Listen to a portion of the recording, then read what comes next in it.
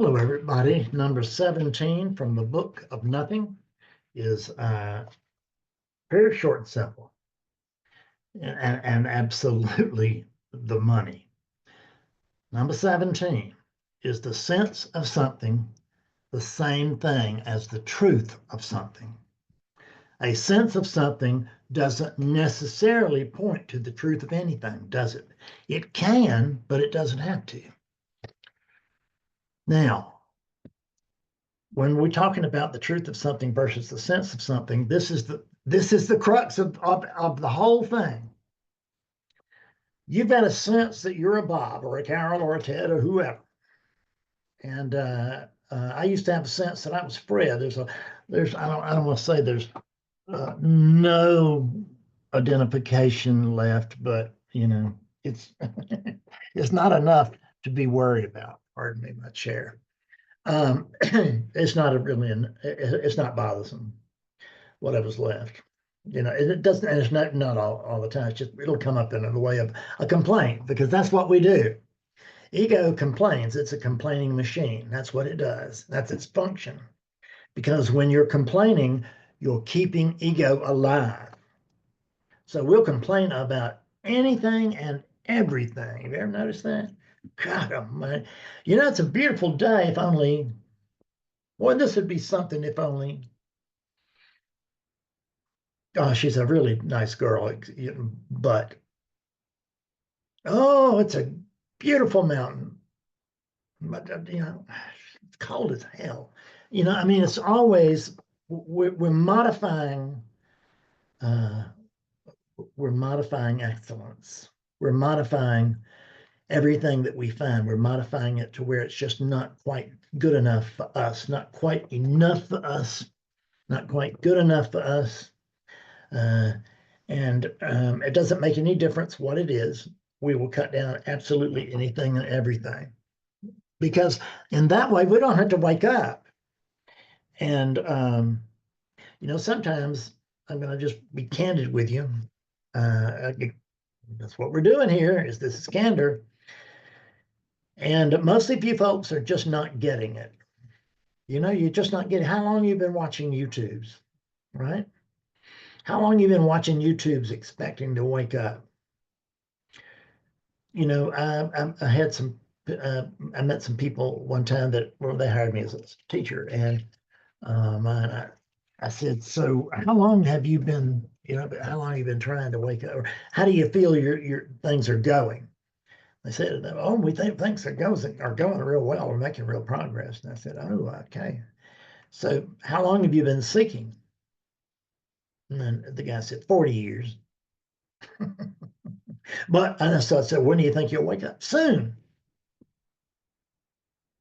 He's been in non-duality it doesn't make any difference if it's 40 years or 4 years or for me, I mean, I spent a quarter century looking for an imaginary thing. Well, the truth is not imaginary, but but I was looking for enlightenment, and I was looking for it to be. I knew it was somewhere out there, but I knew it wasn't here. See, it's these obvious things that we know that kill us because we don't question them. We don't question things, and we need to question things. So you've been watching YouTube and you've been expecting to wake up. You've been reading books, maybe, and once in a while you might even meditate or something. Who knows? Or you don't, which is fine. I don't really have a big preference on that. But what you're not doing is you're not coming in contact with a living teacher. See, I'm your teacher. Some of you consider the fact that I'm your teacher. But I don't even know your name. I don't know who you are. I don't know where you are. So I'm your teacher from your end, but you're not my student from my end. I know the students that I have because they show up at satsang and they come to meetings during the month. And they are putting in both money and effort. And but we're not supposed to. Okay, that's fine. You can pretend like, that all spiritual teachings should be free. Who told you that? Who told you that? Did they really know anything, or where did they hear it? Somebody just makes this stuff up and then they say it and all of us believe it. For instance, you will hear, well, you can't wake up if you're with a method. And the funny thing is, I just read a thing yesterday where they're going to announce me at some Zen gathering next week, I think it is. And it talked about the fact that about the huge success that I've had. Now, this is from a student of mine. He wrote the introduction. He knows me. He woke up with me, and he and he knows what he's doing. He knows what's what. And he's introducing me to his folks as somebody who has real experience. And I do. I have a hell of a lot of experience in teaching people. I have a hell of a lot of experience in waking people up. I mean, this is my chair. That is the student's chair. And I've had a couple of thousand people sit in that chair. Not all of them were, getting awakening sessions or whatever, but other kinds of sessions. But certainly many hundreds of people have woken up with me. I don't think there's a living being that's probably seen really many more awakenings than I have. There might be. I mean, it's not a thing to brag about. What I'm trying to do is just offer some credibility in place of your doubt, because you got a lot of doubt. You got a lot of doubt that my non-duality really works. You got a lot of doubt. Well, some of you that this is a real thing, and that enlightenment's a real thing in hell. That's okay. I did too. I really did. I got to thinking that, but I went so long, and then it was like, man, are all these teachers just bullshitting me? It seems like there's a lot of them to be bullshitting me, and the stories are not quite the same, but they seem to be fairly similar. And so I did have some doubt. I had doubt, just like you've got doubt. But I didn't go with my doubt in the sense of, well, I can't do anything anyway. I'll just read this book, maybe. Or I don't know if I'll read anymore. If you're a real seeker, you can't stop reading books. If you're a real seeker, you can't not watch YouTube or whatever it is that you do. You can't not try to wake up. And you think that you can sit back on your ass and do nothing and wake up. Well, why did the Zen masters tell their students that the desire to wake up must be like you had swallowed a hot iron ball, right? And that you would do anything to get that iron ball out. That's when they were really rough on people. They were teachers, but they weren't coddling people, because these were men and women. Aren't you men and women? You want me to baby you? I mean, a lot of people do. They want me to baby them. I get somebody, I wake them up, they want me to baby them. I get somebody and I don't wake them up, they'll still want me to baby them. I don't baby people. I just don't. It's not healthy for them. It's not healthy for me. And also, I can't make any money babysitting people. I work with people. I have sessions with people. We have questions and answers. We have to do exercises together. But I don't babysit. And I hope there's not as many babies out there as I think there are, based on what I've seen. If you want to wake up, then go about it seriously. And if you don't, quit non-duality. What is the point? I mean, go play baseball, or go, swimming, or go join some club or something. Why beat yourself up with damn non-duality? I mean, it's not like it's a great sport or anything. It's kind of a nice feeling. You get to feel like you're making a lot of progress. How long have you been feeling like you were making a lot of progress, huh? Can you tell the truth? Because everybody I talk to is making progress.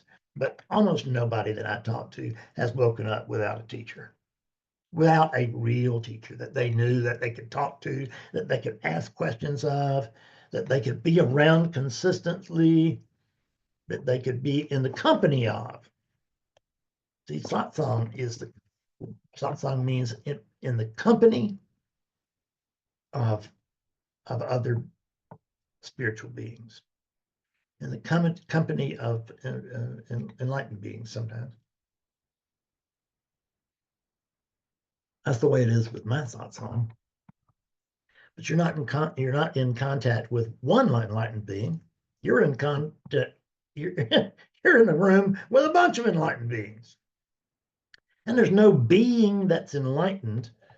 It's awakeness that's enlightened, but awakeness is enlightened through this unit and 10, 15 others. So you should come to a Sunday.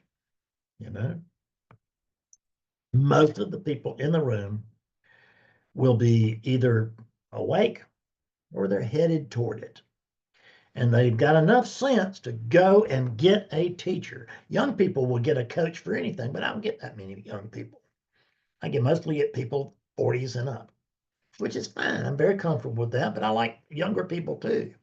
I get a few, but the problem is that I don't baby people, and I'm kind of and I know I'm kind of hard on my people when they need it. Because what I'm trying to do is people come to me because they want me to help them wake up. And they don't stipulate how. They just say, I want you to wake me up. And the how is my business. If they want to do it some way other than mine, fine, go do it.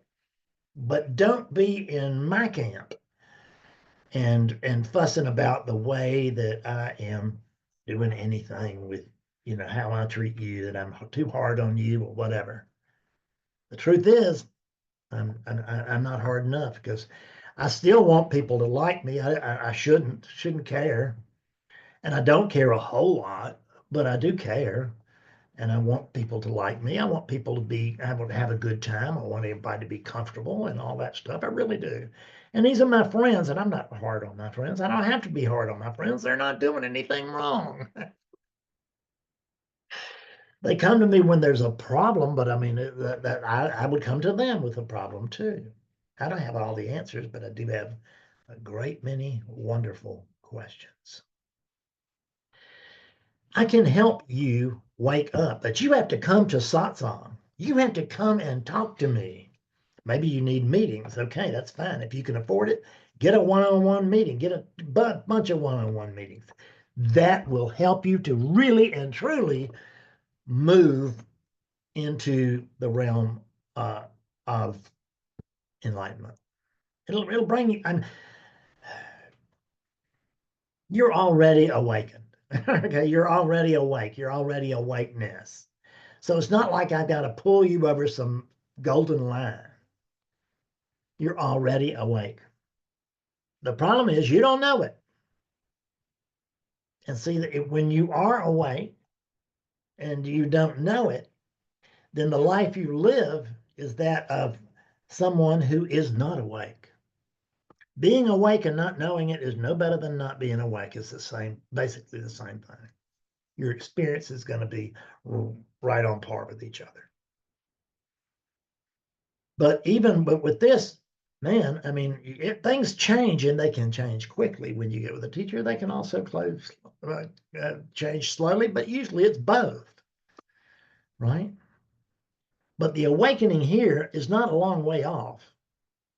And if you come to satsang and read books and everything and talk to me or whatever, you're probably going to get it if you hang around long. If you can do private sessions, it's not going to take you long at all. It's probably going to take you one session. But don't do one session and then wake up and then say, oh, I got it. Thank goodness. And think that you are now the enlightened wonder and that you have got it and you have got it forever. There's nobody there to have anything forever. There's nothing permanent over there to have anything permanent. There's nothing permanent, period. Enlightenment is about right now. It's about this moment. Do you know? Are you living as, it's just not do you know, are you living as your true nature right now? Because if you're not, you really can't know it. You can know of it, but you can't know it. You can't remember enlightenment and have it do you any good. It will torture you if you're like my tastes were. When I got a little taste, I wanted more, and it would drive me crazy. And I would spend money, and I would jump ropes, and I would do whatever it took to get more and more and more. And I just bloodied my face because I did everything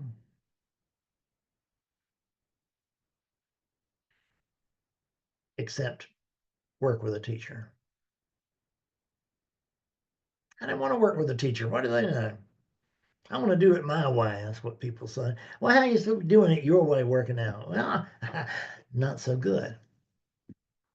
Try it my way. Come on, I'm a nice guy. I'm not going to beat you up. I'm not going to babysit you, but I'm not going to beat you up. I'm not going to be hard on you as long as you don't need it.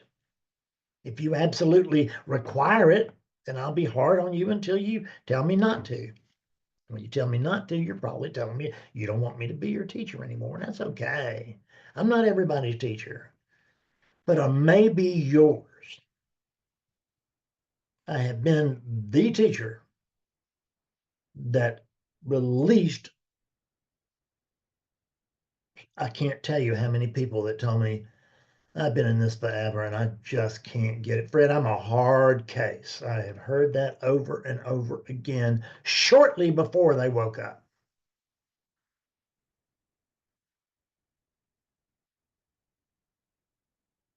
See, this is what I'm talking about. See, I'm being kind of hard on you tonight. Now, you didn't tune in for this shit. You tuned into, for lollipops and roses, I think. Well, you get truth here. And sometimes it looks like lollipops and roses. Most of the time it doesn't, because we're not children. This is life.